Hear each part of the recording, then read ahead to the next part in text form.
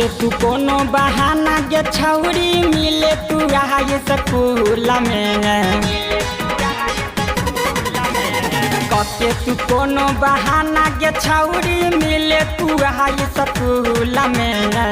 हमारा संगे घूमे चलना जिला समस्तीपुर में हमारा संगे घूमे चलना जिला समस्तीपुर में।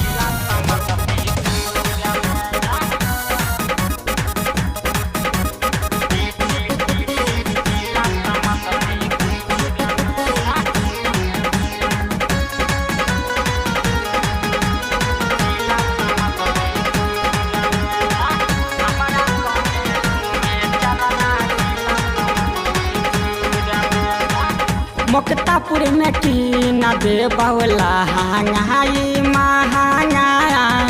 और हम की न दे बहु हाथवा के कंगना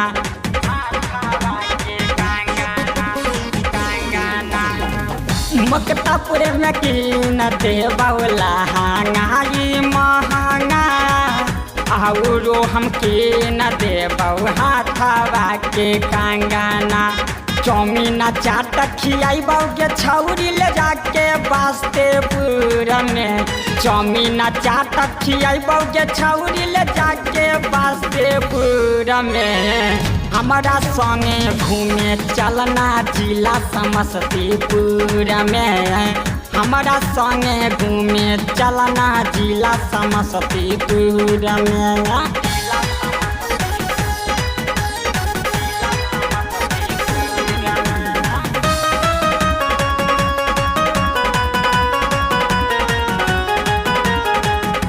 सिंहपुर में मिल जाए तो सुजित सीमानाथ गे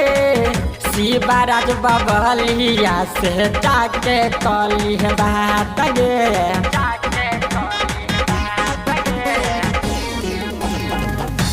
सिंहपुर में मिल जाए तो सुजित सीमानाथ गे